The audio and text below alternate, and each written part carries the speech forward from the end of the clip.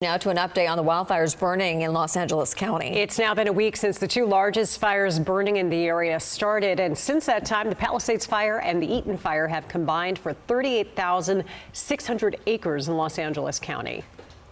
And according to the latest update, the Palisades Fire has burned about 23,000 acres. Containment is up to 14%. The Eaton Fire has burned more than 14,000 acres with containment up to 33%. The wildfires have killed at least 24 people in the greater Los Angeles area, destroying entire communities and more than 12,300 structures. Right now, investigators with multiple agencies are searching for a possible cause of the deadly fires. Law enforcement sources familiar with the situation say an early focus on the investigation on how the Palisades Fire started is possible human cause. The sources say that potential lines of inquiry involve fireworks or unauthorized individuals camping in the area, which is parkland also frequented by hikers. And while this is early on in the investigation, the sources caution that some key investigators have yet to visit the point of origin and that no conclusions have been reached.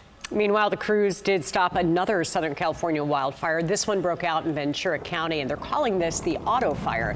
It spread to 56 acres before fire crews were able to stop the forward progress on it. The cause of that fire is under investigation.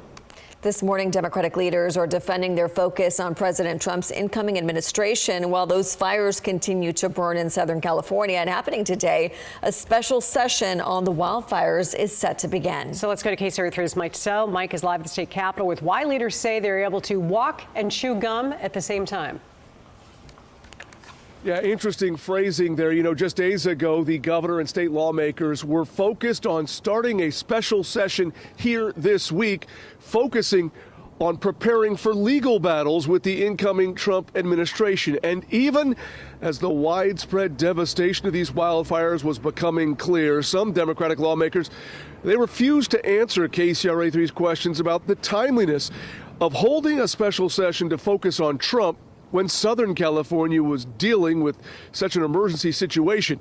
Yesterday, one Democratic lawmaker said leaders are able to, quote, walk and chew gum to get important business done.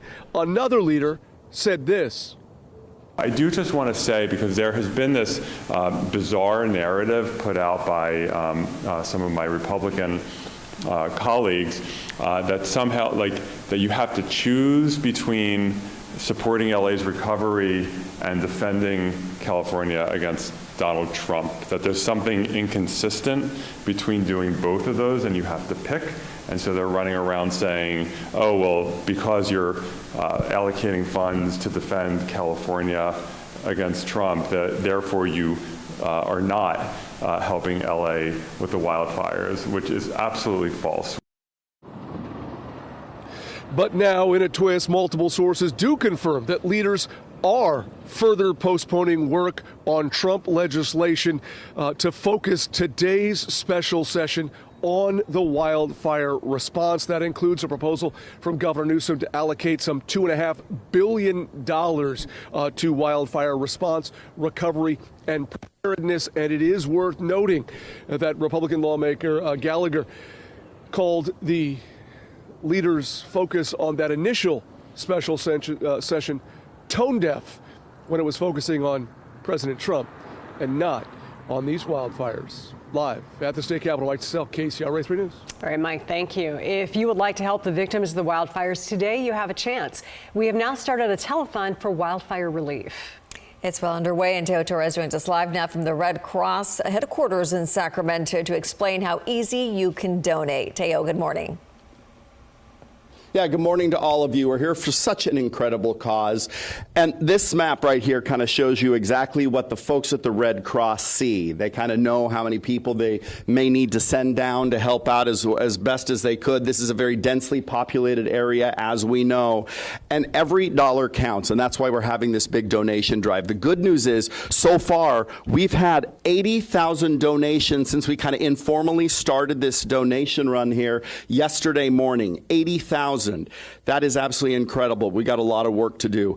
Joining me now is Steve Walsh. He's communications director. You know, when we have done telethons like this in the past, whether it be Hurricane Katrina or something like that, we've had phone banks and people on phones. Fast forward to the future, and the future is now. We do things a little differently, right? Yeah, the simple answer is technology. So now folks can go to kcra.com/donate or call in and make a donation. It's quick and easy. And throughout today, you're going to meet some of the volunteers who may have been on those phone banks, and we're going to talk about the other ways they're supporting our efforts in SoCal. Now, you guys have some folks. You have boots on the ground from here in Southern California. What are you hearing from them? You know, it's very similar to what we hear every time we have a wildfire response here in Northern California, which is first and foremost, people need a safe place to stay. So they're coming to one of our 7 shelters to find meals, camaraderie, conversation, care, and a place to spend the night, essentially. So the efforts that your viewers are going to be putting forth today to support that will keep our shelters open and make sure the folks get what they need for as long as they need it. Yeah, and these folks are literally starting life again with nothing, many of them. All right, thank you so much, Steve. Again, kcra.com/donate. I do believe we have a QR code on your screen. You can scan to donate as well. As of right now, we got 80,000, and these are just donations from folks who called in or went to kcra.com/donate. We also have some larger corporate donations. We'll talk about that in the next few hours or so. So everybody coming together, Sacramento, Northern California, never disappoints, always comes through to help those in need. Back to you.